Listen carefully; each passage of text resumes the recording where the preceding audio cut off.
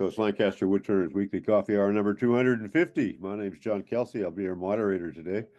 On the video, I'll post my email address for anybody who wants to join us. We had a couple more this week. Every week, somebody comes along and asks if they can be on the list, and I add them to the list, and sometimes they show up. If there is anybody new here, you identify yourself. We could say hi to you. I think I recognize everybody on here so far. Hello, John. I'm new. I'm Stuart. I signed up a few weeks ago, but haven't been able to make it until today. So Where are you, Stuart? I'm in Brighton in the UK. So you're Hi, five Stuart. hours ahead of us, right? I'm 5 hours ahead of you. I'm the same as Don. It's 3 o'clock in the afternoon, nearly tea time. Ah, well, good for Hello, you. Sherry. So who do you know here, or what brings you to us? Right. Well, what brings me to this, I think, is a conversation I had with Sherry. She got in touch with me a few weeks ago to ask if I wanted to go to Canada. I'm going to the AAW Symposium this year. And I said, oh, yes, please. Who wouldn't want to go to Canada for a week? So, and I know that she was speaking to Don from Forest of Beer Woodturners in the UK about me. And he got in touch and say, oh, I was speaking to Sherry about you and at the coffee morning. So I found out about the coffee morning through Don. So thank you for sharing that, Don. And I've watched a few of the YouTube recordings of them. And I caught the one where Don was very graciously showing a number of photos of my work from a demo I'd just done the night before. Um, so that's how I came to find out about you. And I'm pleased at last to finally be able to join in with one of the discussions. So you're going to demonstrate at AAW or attend AAW? Which? Yes, I am going to demonstrate. I'm doing some beginner sessions on how to start using color and texture. Oh. I have been applying for the last 3 years, and for the last two of those years, they've used a photo of me as the demonstrator in their call for demonstrators. So I thought that was a sign. Well, we're glad to see you this morning. If you have work you want to show up, get in queue, I guess. We use raise hand for that. Okay, yeah, You know what a I'll raise get hand into is, raised and hand. yeah, and Okay, thank you. we'd love to see some work and more introduction. If you're ready with that now, we can go to it. Otherwise, I'm going to go to the usual order of business. Club news. I think there's a Lancaster Club meeting next Tuesday and an open shop the week after that. Would that be right, Ziegler? Are you on here? Yep, that's correct. Doug is going to demonstrate, courtesy of you and Doug's sanding video you guys made a few years ago. All right. We tried to do power sanding on Greenwood or, yeah. Right. So he's going to demonstrate that. Plus, he's going to do a little bit of sanding on the lathe, and I'll be standing there holding the vacuum to suck up the dust. And then he's also going to talk about sharpening lathe tools.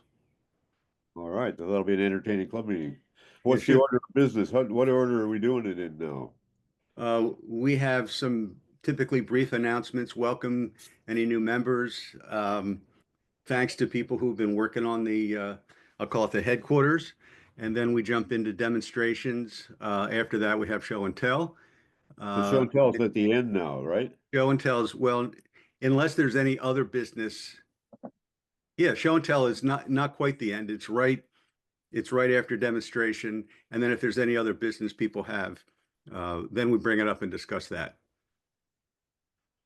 Right. And Lancaster Club is a Zoom club, a hybrid club, so they can Zoom in or you can attend in person.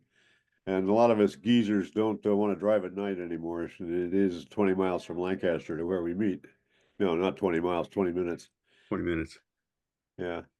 So anyhow, I think it's been working well to get into the demonstrations as quickly as possible. It gives the demonstrator more time, and that's really what people come to see, that in the show and tell. So unless there's really significant business, we put that off till the end. Good, Hey, good John, plan. Yeah. I've seen a number of sites where people or a number of clubs where they're meeting on weekends, like on Saturday instead of on a weeknight. Are you guys looking at potentially doing that? I mean, because exactly for John Kelsey's comment about not wanting to drive at night. We We do a Saturday morning open shop once a month. And we have a number of other, at the shop fool around stuff but it's usually not hybrid, it's in person. Yeah, Yeah. the open shops on Saturday. The second Saturday uh, is from 9 till 12, and a lot of people come, and usually there's a good mix of folks, some new turners and some experienced turners, and the two of them get together, the two different types, and give tips on how to turn things. But the regular club meetings on a weeknight. That's correct. Yeah, I know a number of clubs that do Saturday morning. I'm not involved in club leadership in that way, so I'm really not been in the conversation, but Ziegler will. Yeah. What do you think about that, John? You mean moving the meeting date, meeting day and time? Yeah. We can bring it up as a question to see what people say. I mean, there's no reason not to take a poll and see what folks think. The upside is clearly during the daytime, more people would probably be inclined that don't want to drive at night. I think the potential downside is that people who work during the weekdays, to the extent that we don't have that many members that have full-time jobs, but they probably are looking for their weekends to get other stuff done. So There is that for sure. yeah. So I think it's a valid question because, we changed the order of things around. I think we started when Mike Peace suggested that we do the demonstrators as quickly as possible instead of squeezing them towards the end. So that seems to be working out well, and there's no reason not to poll members to see what they think about a Saturday meeting. Please don't. I'm a member. I'm voting already. Please don't change to Saturday morning. Not a good time. The same way with demonstrators that demonstrate Saturday afternoon. I fall asleep in the middle of demonstration. It's afternoon on Saturday. Would there be an issue? Would there be an issue with Kaufman's cabinetry if we were there during the day? It could be. We had a lot of cars to their parking lot if it was a weekday. Saturday, no problem. Nobody there Saturday. Yeah. John, I was the program Sunday, chairman. this is Lancaster County. Nothing happens on Sunday. John, I was a program chairman for 9 years here, and I found that I tried to change it to Saturday because if you pay a demonstrator, it gives you a longer time for the demonstrator, more time to do a better demonstration. Yeah, I demonstrated for the Cumberland guys, Mark Skinner and State Yeah. Bodgers. Yeah, yeah, the Bodgers, and they were Saturday morning, and they could run into the afternoon. That was fun. yeah. And you get more for your money. If you're going to pay a demonstrator $500 to come there and do an hour, some evening, that's a lot of money per hour. If you could get the same thing and you start at 10 o'clock and you end at, in fact, some of them even go, I think the Carolina Mountain Woodturners have lunch right there and they come back, they go to 3 in the afternoon. A lot of people leave at noon, but it's an option, that's all. Well, that's a good point, Jim, because last year we had Ernie Conover come and demonstrate 2 days, 2 full days, which is a different thing than you're talking about. But I do think that if we were to pay a demonstrator to come in person, I think the club would probably support. Saturday gives more people a chance, that's for sure. Yeah. I can see you frozen, Ziegler. Oh, you're back. Do you have your Starlink hooked up? Oh yeah, it's hooked up, but it's still sitting down below or next to the upper deck. I'm still waiting to get either Rick Atkins or our electrician to move it up to the roof. Okay. So the Cincinnati Club does theirs on Saturdays. One of the other things they do is they have a really low membership cost, but then you pay for everything you go to.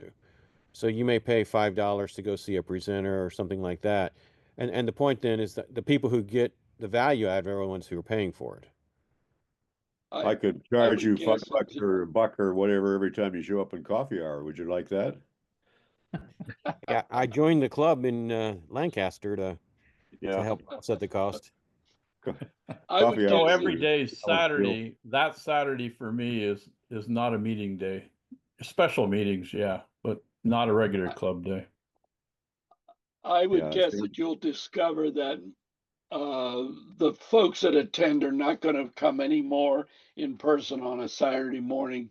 A lot of us are Zoom for a number of reasons other than driving at night. Some of it's just distance. So Well, that's good to our club too. Quad State Bodgers, we have guys coming from like 4 states, and daytime it works really well for them.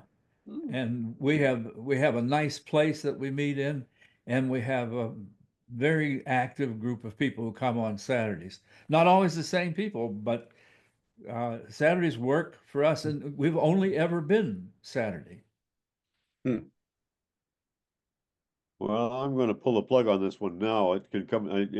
I guess it's on Ziegler's agenda for club business, I hope, and I'll probably return to it sometime soon. Before I give the floor back to you all, I'm going to give my what the update I've been given on the stuff I've been making. It's going to be real quick. Hey, John, I got one question I think we're at 251. Last week we were 250, weren't we? 251. This is Okay, 251. you said 250 today. I said, hey, wait a minute. He's got his numbers wrong. Okay. I thought it said 251, but anyway, whatever. I probably didn't hear you right. So lay a spotlight on me if you would. I'm just going to give you a quickie update on what I've been doing. I'm continuing my magnet box investigations, and I'm quite happy with this guy. This is that spalted tamarind. I'm going to just try and hold it in front of my face. Yeah. And the grain lines up as well as it's ever going to do in this spalted tamarind. It's just so full of figure and lines. It's also a little bit pecky, so you can't, I can't anyway, get a perfect surface on an end grain. There's always somewhere that's a little too pecky. But anyway, I'm happy with that one, and I'm happy with the shape of it.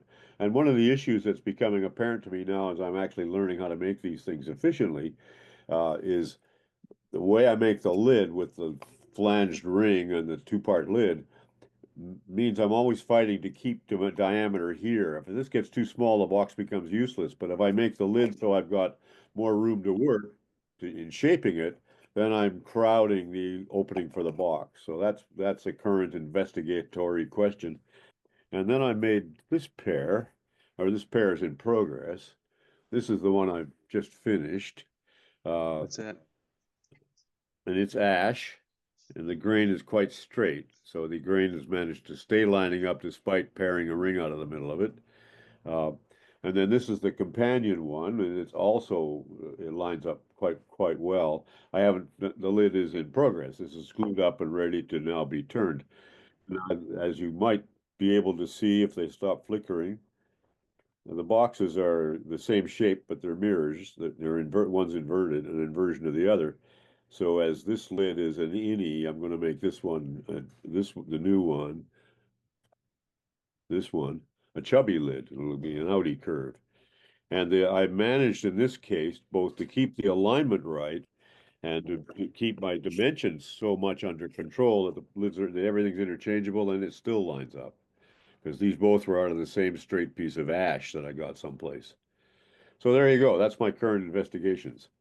And I'm having, now that I know how to make these things pretty well, I'm working on shapes and what shapes work together and how to work with the limitations caused by the closing method. And I'm making jars like I've always made jars, and I'm continuing my 15-year-long jar investigation, I guess.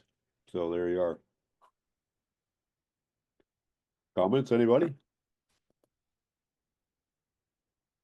Beautiful, as always. Thank you. Okay, I'm going to go to, let me see. I like your boxes, John. Yeah, thank you. Yeah, I'm sorry, I'm fishing.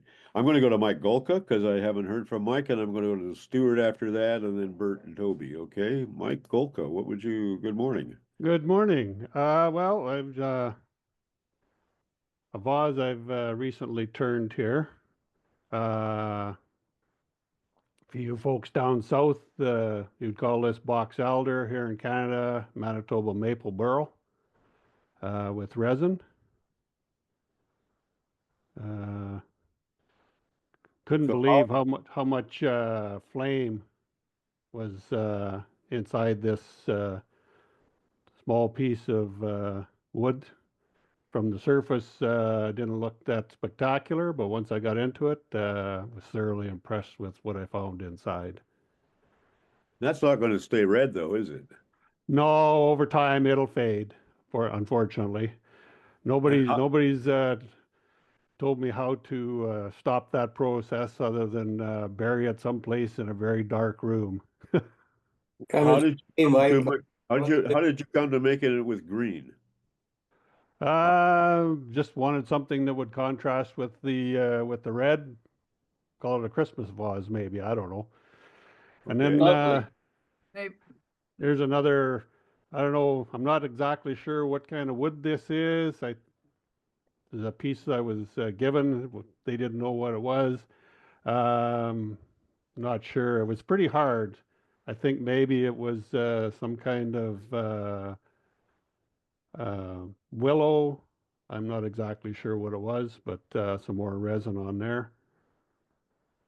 And then inspired by one of our club members, Menno Klassen, many years ago, made a nut bowl.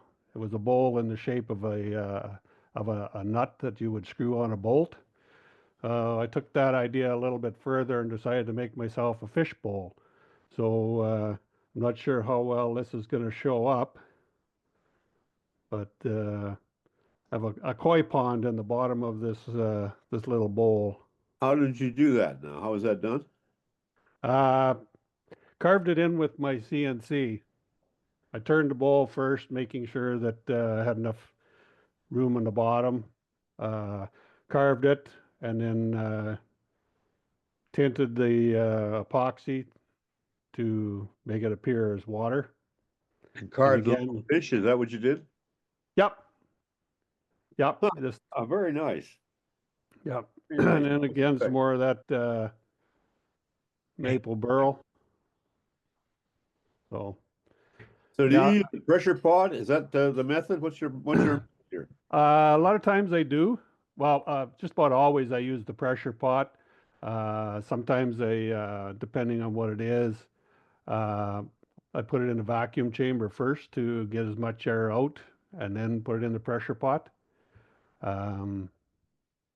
It like the fish bowl there. I just sealed used like a spray lacquer to seal the carving first, so that you don't get any air coming up out of there, and then just put it in the pressure pot. So, And you're using a deep pour epoxy, would I be right? For the most part, I do. The water in the fish there, that's designer epoxy art cast, which is a 1-to-1, and it cures up in 24 to 30 hours. So, but that's because it's such a shallow pour. But like for the first vase I showed, yeah, that's all deep cast. Can you bring that first vase back, please? Yeah, I have a question. Are you coating it with top coat after you turn it? Yes, I use the finish on this is 3 coats of General Finishes salad bowl finish. Oh, it's not epoxy. It's not No, epoxy. no, it's not no. I did on the inside do a flood coat inside, but on the outside you get a pretty good, you can do a much better job of sanding. As you can see, it's a fairly small hole, so it makes it really hard to get any kind of really good sanding inside there. So a flood coat. So back up a second then. How are you hollowing this thing? What's your method? Okay, I use yeah, it's a homemade snake type system I use on that with various tools like a curved scraper type of tool or a carbide in it. I find for these small hollow forms, the snake works the best. I do have a very large 2-inch bar hollowing system, but that's for much larger hollowings. And what kind of lathe are you on then? I have a one-way 1640. Okay, so you're pretty serious about this. Yeah, I've been doing it for a little while. Yep. Well, how long's a little while? Come on, you're making me. Somewhere between 20 and 25 years, I guess. And what did you do for a career? Well, I started off as a welder, and then I got steam fitter ticket, and finished my career off as a superintendent for a company here that does industrial maintenance, refineries, power plants, petrochemical plants, that kind of thing. Very impressive work. Thank you. Mike, the Yep. fact that the Manitoba maple's embedded in the epoxy resin might keep it from fading. I guess that's possible, but I'm thinking as long as UV light can get at it, it's still going to fade over time. I'm hoping it won't, but so. You might be able to have some kind of a UV additive. I don't know, but you probably have investigated that, I'd bet. Yeah, well, some of the epoxies you can buy do have UV retardants in them, like they won't, so they don't yellow over time, the epoxy. But yeah, only time will tell. Yes. Yep. Anybody else on this? Thank you for showing us some very impressive work. Thank you. Hey, Stuart, go for it. Hi, thanks. Yeah, just show you a couple of the more recent things. I've got some photos of older work if you're interested, but I'm not sure on the time constraint. So this is a bowl that I've done several sort of different versions of. This is the most complete one, I guess. And I really do like putting color onto onto wood. There was a comment or two about, you know, what was the process or the thinking behind this kind of decoration on the recording that I watched of a video. For me, it was a bit more stress relief from enjoying the turning, working on plain wood. This is probably a little bit more figured than I like to work with, actually. Well, pick that up, so we don't understand what shape that is yet. It looks like a flat thing. So what do we got here? Okay. Okay, so a shallow bowl. Yeah. Okay. With a very wide rim and a small cargo area. I call them wide-rimmed shallow bowls. I used to call them platters, but they're not really platters, so I had to sort of describe them more accurately. Yeah, so this has gone through a number of processes using a routing jig. I like to have movement in the color and the texture that I put on the pieces that I decorate. So I try to avoid symmetry, which can look a bit static. I mean, a fluting jig or a routing jig is often used to make that beautiful ornate lattice work that a lot of people use it for. I use it to cut these channels slightly above center, but different lengths, different numbers next to each other, and then they get airbrushed. I do a lot of coloring with airbrushing, and then the top gets just cut on a slight angle. You can perhaps see it if I put it there. It's going into a slight angle, and that causes these channels then to taper. And then I've just put spirit stain. I use a lot of alcohol stains. They dry very quickly. The colors are very vibrant and seem to stay quite light fast. And then it's just a lot of pyrography for the black dots, and then a rotary tool putting in the uncolored dots. The white dots. I was gonna, in particular, those are a dot, a dimple, or a raised, or something raised. They're a dimple. Okay. Yep. Yeah, I might be able to get you in a little bit closer actually, so you can see it a bit more closely. The problem with the dimples is it tears the wood a little bit in the way that the pyrography doesn't. So that's something I need to try to iron out. And then just one other piece, a slightly smaller bowl. Come out a little. This is a bit thinner than the previous one. I'll give you a 360 tour. So going up to a curve, got holes in there, and I always manage to get at least one mucky fingerprint on the back, so that needs cleaning up. But quite a thin rim, and then lots of pyrography, and then cut burrs are used to make these circles.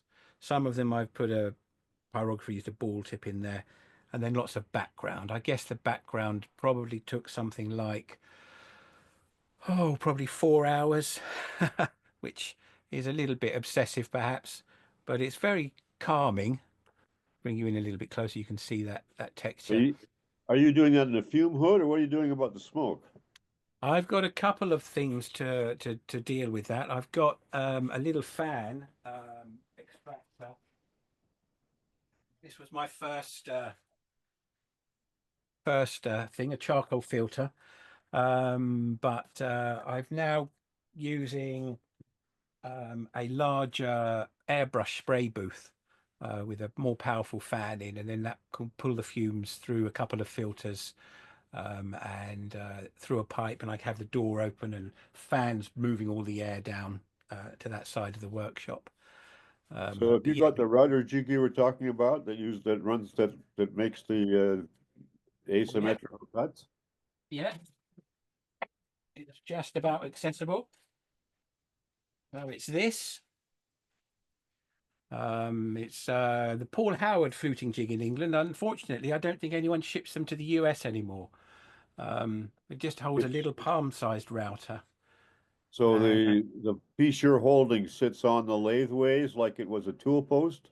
Yep, so that sits on the bed. I have a large piece of Formica covered board, Conti board kind of thing, about 1 inch thick, and that has a couple of T channels in it, so I can put stops, so I can determine how far I'm sliding this across. You can set the depth of the cut with this little bushing here, so that rides on the surface of the wood, or you can put a fence that this will butt against on your baseboard. So there's a lot of setup with that, and then I can see a knob for cranking the height up and down as well. Yeah, so you can do it with fine adjustment, or you can do got very coarse adjustment with these two wing nuts here on the front. So I can slide that up and down, but you can also, if you want to be very accurate, yeah, you're right, you can use that as a height adjuster so that you can bring it up, very fractionally or lower fractionally. So once you've got it set up, it's actually very quick and easy to move, and I've got quite a few videos using it on YouTube. So, but you didn't make that rig, no? That's somebody who's producing that in the UK. No, that's made by a guy in England called Paul Howard who produced it. It's now sold by Simon Hope Woodturning in the UK. Okay, we could probably buy from them. We just have to deal with whatever the tariff situation is.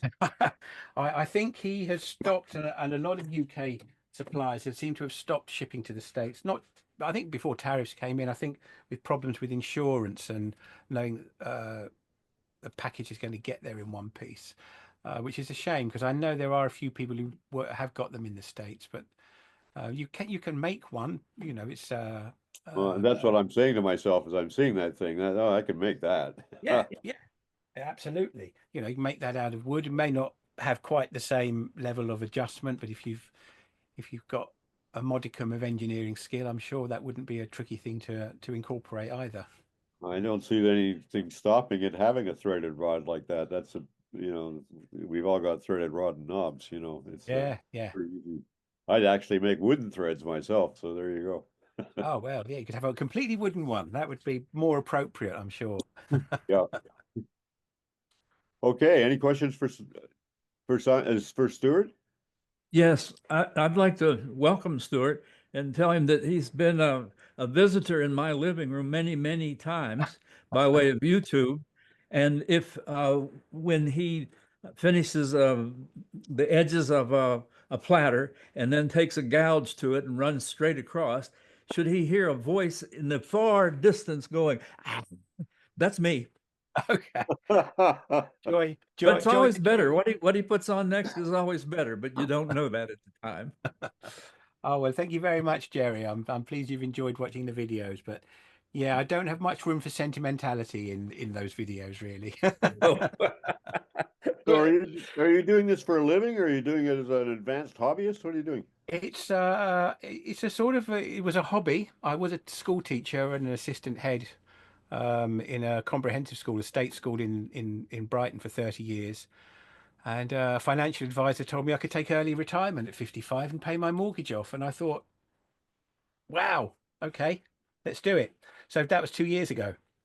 I was making videos and doing demonstrations in wood turning clubs in the UK and a few trips abroad before my retirement. But since then, I've had a few more trips abroad. I've been to Spain and to Greece and to Ireland, Holland, as well as doing Zoom video demonstrations, online demos, YouTube, and club demonstrations in the UK. So it's my first trip to the States in June. I'm really looking forward to it. So, And do you sell work along the way?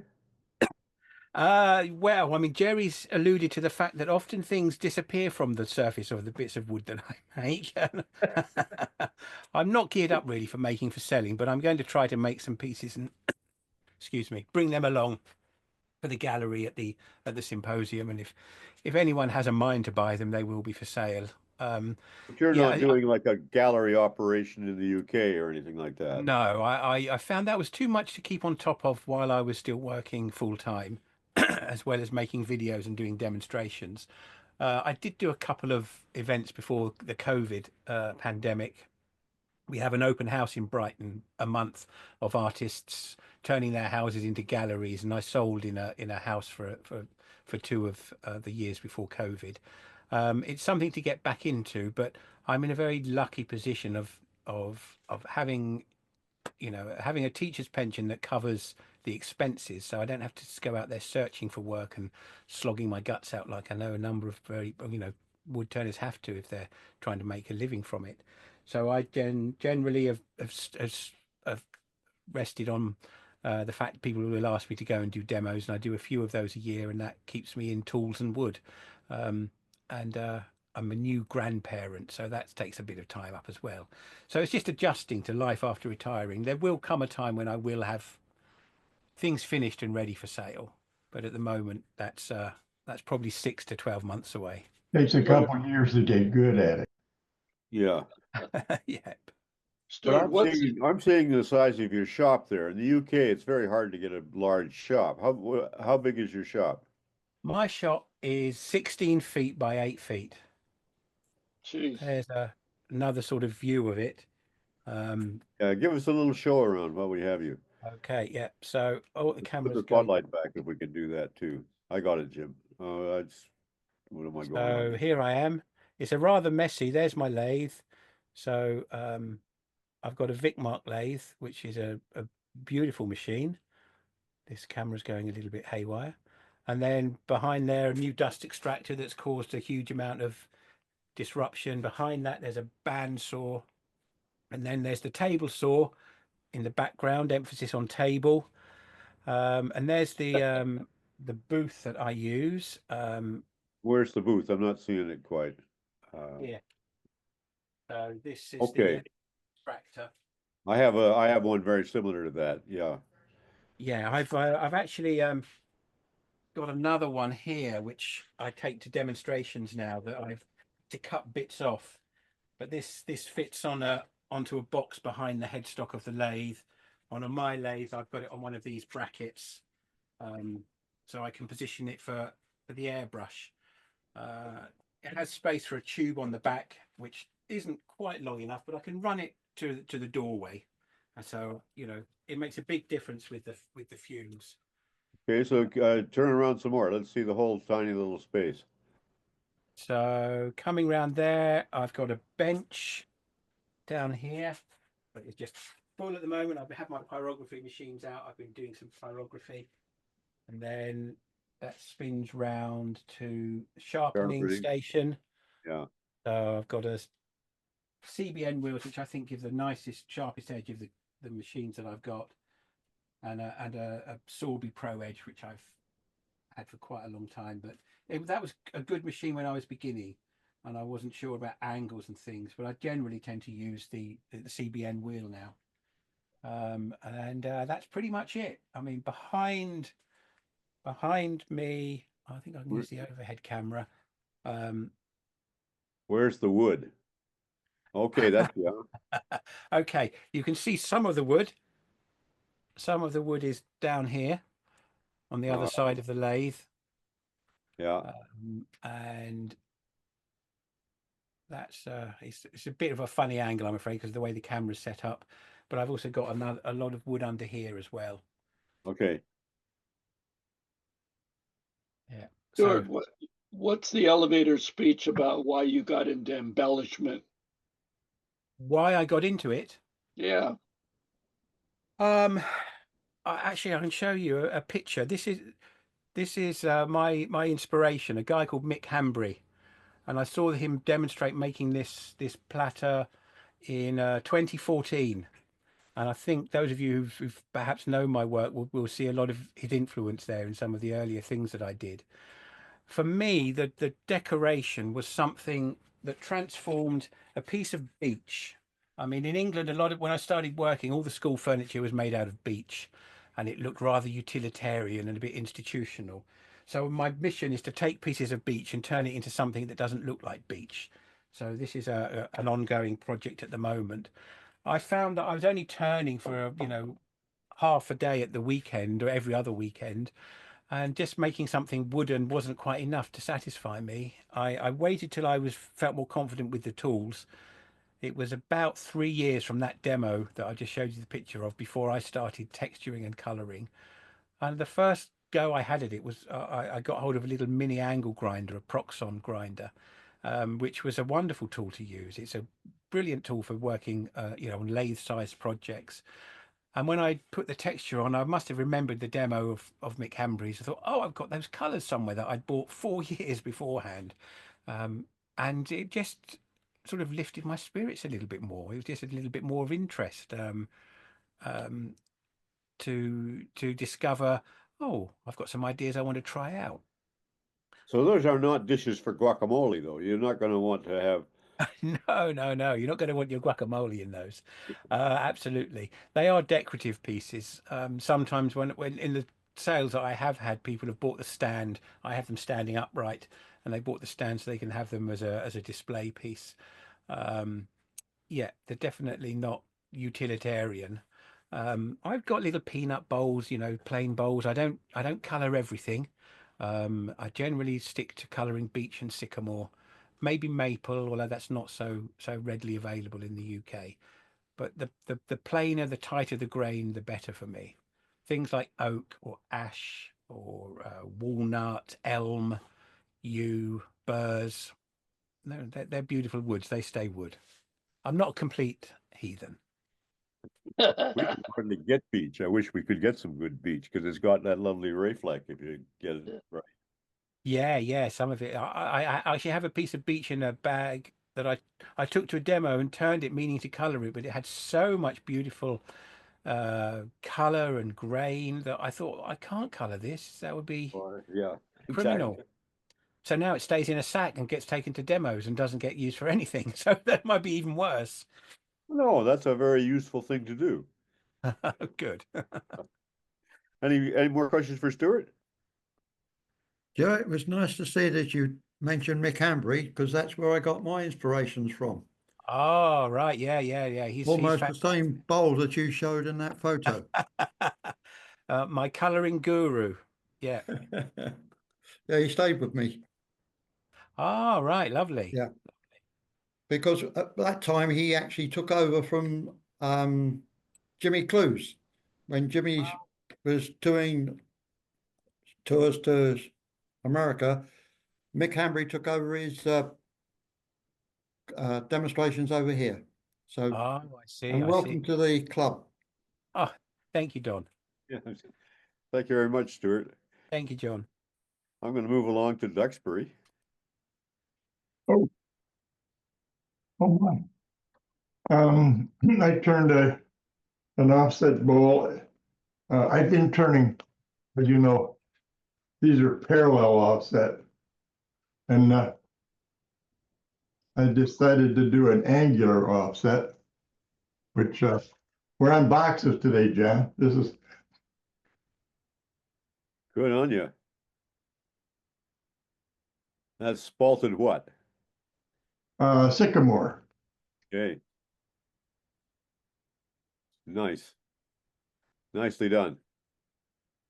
Thank you. I did this on purpose too. It wasn't an accident.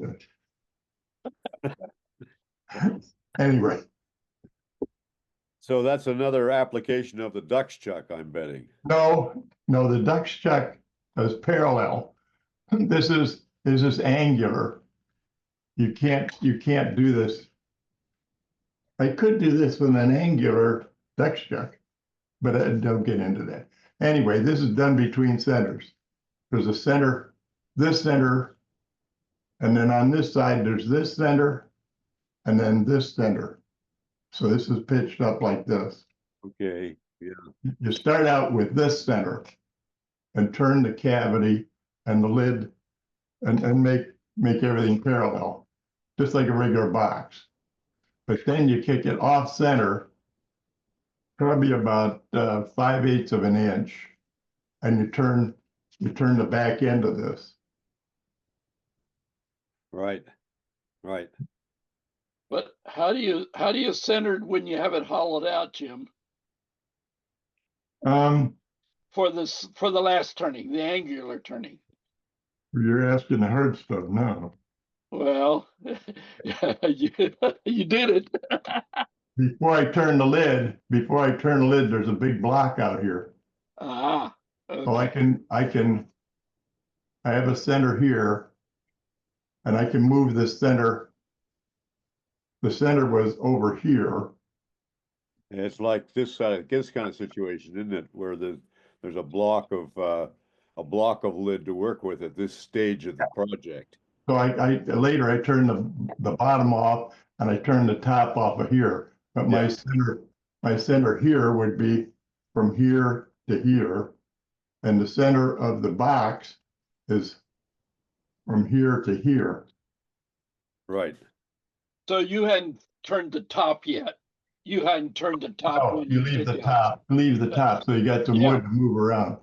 That makes perfect sense now. Yeah. So. Anyway.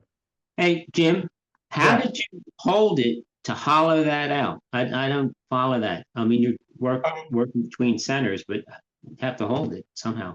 You hold it just like a regular box. If you have a regular box, you have a tenon on. Once you part it, you put a tenon on both ends, and you can actually, the tenon's over here, so you can actually see this. This would be the box. Don't look at this part, look at just this part. Yeah. So this is just a regular box, just like you would turn a regular box. And then we'd have a tenon on this end, which is missing, and a tenon on this end, which is missing.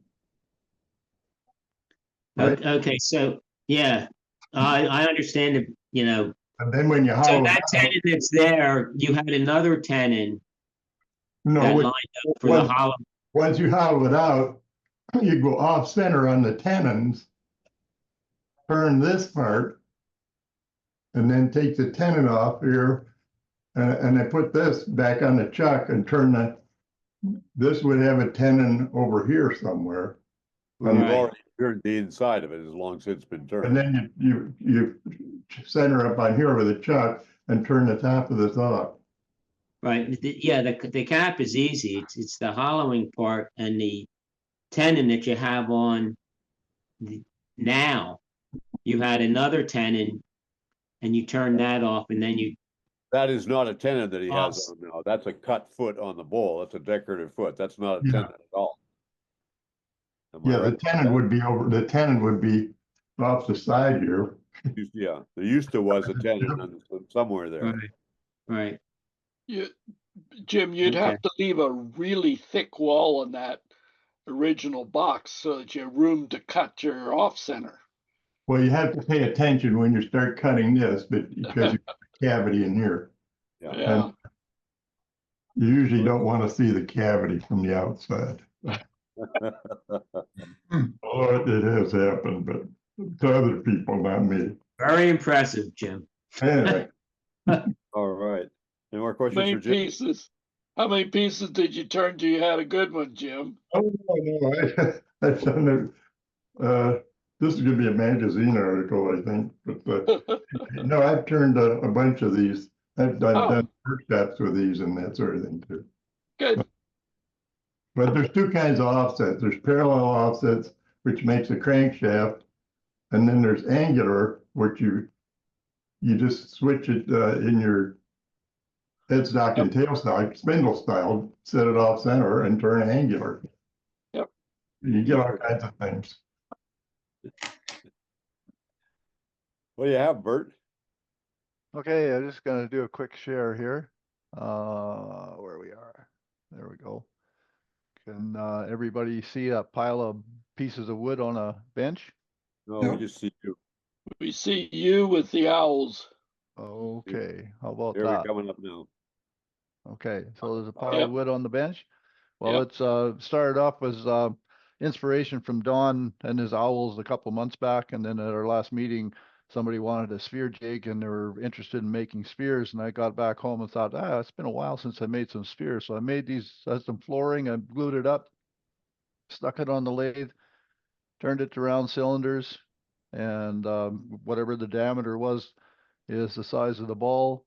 And I'm turning spheres. I got a centering jig here that gives me a center line, and I turn them all by hand. I got cup chucks to do the sanding. And then this sphere is probably within 10 or 15 thousandths of an inch of being a perfect sphere. Then I needed to cut the eye holes, so I made this jig for doing Easter eggs, and I thought I should be able to use that to hold the owl's head so I can cut the eyeballs, and it worked like a charm. It's quick and easy. It just screws together. And Is that a vacuum chuck? What is that going on there? no, that's a piece of irrigation PVC pipe fitting coupling, and it just screws on. The lid just screws on. I made these wooden discs to fit inside the cap, and there's a disc like that that's coved on the inside of this, so the ball centers itself. It sets in a little cove, and I'm using my tailstock with an extension so that it'll fit through the hole in this disc, and then I can screw the coupling on, and it screws on nice and tight. And I take the tailstock away and cut the eye facets, and then I drill out, put eyeballs in. And then when I go to the second one, I do the same thing. The screw threaded piece fits over the extension so that I can center the second ball or second eye hole and jam it in and cut it, and that's what I end up with. You could use that to make like Chinese sphere within sphere. There's so many things that you could use this for since I got it made. I originally made it for making Easter eggs, but I've recently started doing it like this.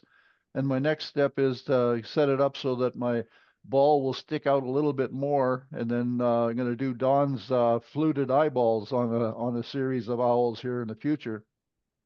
But the interesting thing was that in order to center it, I needed to put this extension in. This is just a Morris Taper 2 extension that I'd learned from Barbara Dill for doing some stuff. And it works great because it's long enough that I can take this cap and hang it on the extension so that the extension goes through so I can center the ball. It's real easy. You just hold the ball up, put it on the center, and push it into the cove. And it's quick and easy. You don't have to tighten any bolts or anything. You just tighten the cap on and you're done. Bob's your uncle, and you got an owl, a perfect sphere, and you Like can make owls. A universal jam chuck within a Absolutely. size range. So what is the size range of that you can make using that? This one here is it's an 1.5 inch coupling, and I just went and bought a 2-inch coupler, or 2.5 inch coupling. It can do up to 3 inches. So I've got a small one, a medium one, and a large one. I got an 1.5 inch coupling, a 2-inch coupling, and a 2.5 inch coupling. So I've got 3 of these types of chucks, and you just change the little disc on the end, and you just cut the disc whatever size you need. Like if you need a bigger hole, it's wood, so you just make a bigger one. So that But is the a maximum, wood disc. That is a wood disc in there. Yeah, this is a wooden Like a disc, rubber and gasket. Am I right? yeah, I mean, I got a little this. rubber gasket on it so that it kind of doesn't mark the wood. But this is wood, All right. so I can make it any size I want. So you can have as much protrusion out of the chuck as much as if I needed to stick out further, I would just cut the hole bigger. Hey, Bert, what's on the backside that's driving the ball? on the backside driving the ball is a little disc, just about like this one here, but it's inside and it's got a cove and a little piece of foam, and the wood behind it is threaded onto my spindle. So it's just a wooden block that's threaded. In my case, it's inch and a quarter 8, and then that PVC is just epoxied into a groove, and yeah, and So it's basically away a we go. jam chuck is at the root of this.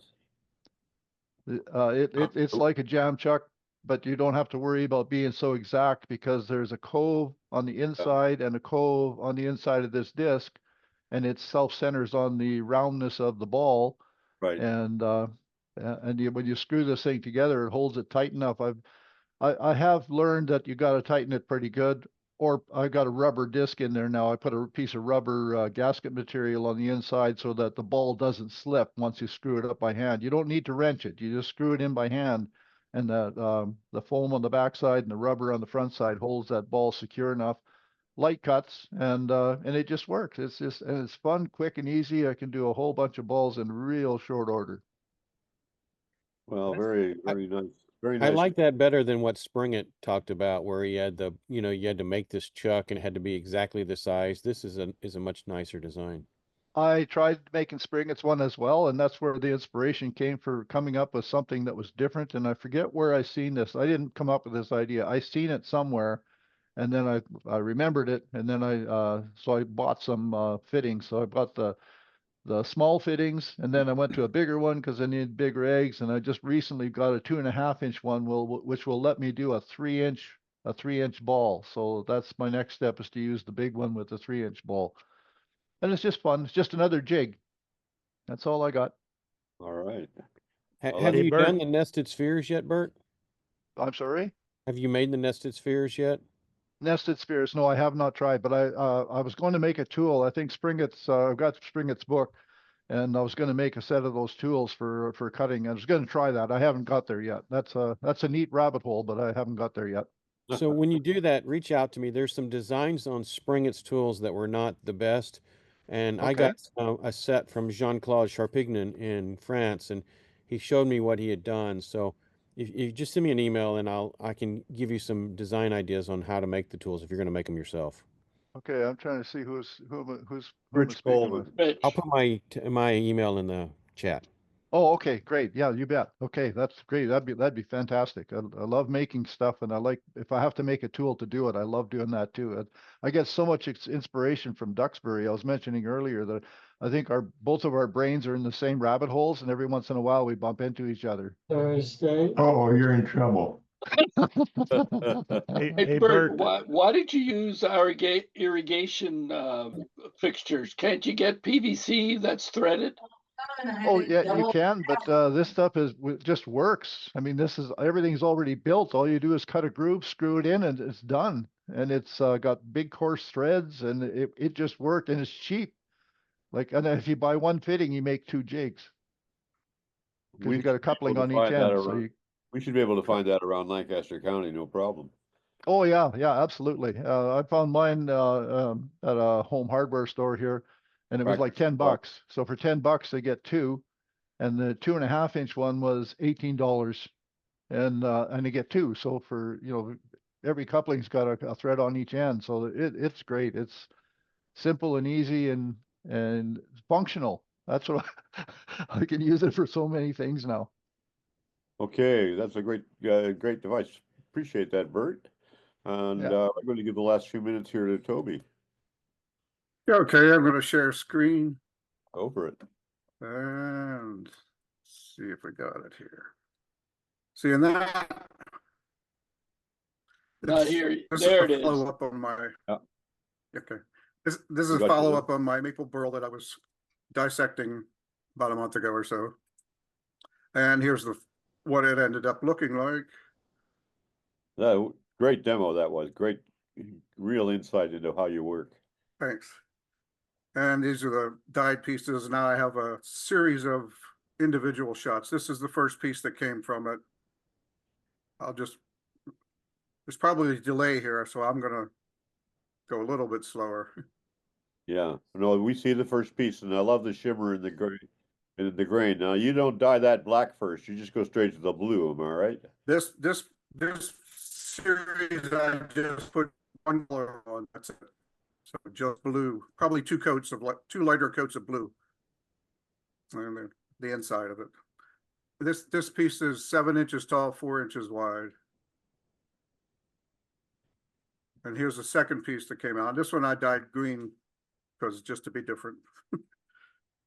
And the green, actually, I put blue on first and then yellow over the top. I like to mix my colors on the piece rather than in the dish. I use trans-tint dye mixed with water. And this piece is 5 inches by 9.5 inches tall.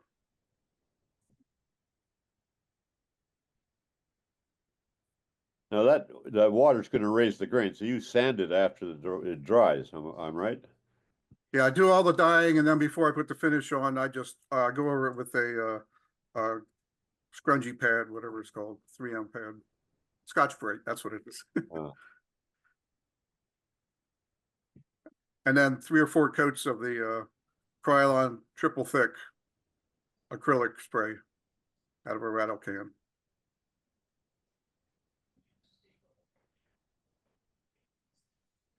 I don't remember. Did you do that outside? You have a little spray booth inside? How do you manage the lacquer fumes, the acrylic? I do it at the one end of my shop that has an opening to the stairs to the second floor. So when I spray, the fumes sort of get carried up to the second floor and out the ridge vent. I'll bet you find the ridge vent is kind of coated with lacquer. Well, it's way up there, but lacquer probably settles before it actually gets out the ridge vent. Settle somewhere. Yep. This is the third piece that I did. I like leaving natural edge on it, and then I've been putting little beads on the bottom, just trying to make it a little bit different. Is that 2 beads or one big bead and a little bead? No, that's just one bead there. One bead. So I'm just seeing a reflection of the base of the bead. Yeah, I've been working with that same thing, like one bead, and I'm starting to fool around with a second little wee bead there just above it. Toby, why do you choose to use water instead of alcohol? It gives me time to play around with it, and the alcohol tends to evaporate while you're putting it on. So from the beginning of your application to the end, it gets a little more concentrated and you have a different shade. So the water keeps it more even. At least that's my thinking. And you don't have to smell it either. I do my dyeing indoors in the basement. This is the third piece with the lid on it. Oh, beautiful. I generally like to form my pieces where the grain or the figure in the wood goes vertically. This one, it goes horizontally, and I kind of like this too. So I guess no matter what you do, it's going to look nice if it's a burl piece. Is that one in your store? I may have to drive up there to buy it. They're all sitting here still. I'm going to take them into our next meeting at Susquehanna Woodturners Club. I might go over this whole demo that I did on coffee hour here for the club. That's a nice dramatic shot there. That's with the lid off. And the underside of the lid. And now the last piece. Oh, I like the shape on that. Good work. Thank you.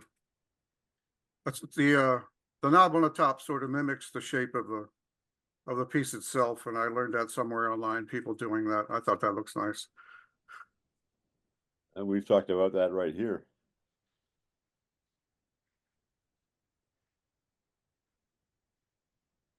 That's the top of the lid. And the inside, the very bottom here is just amazing looking down inside there, like a figure in the wood.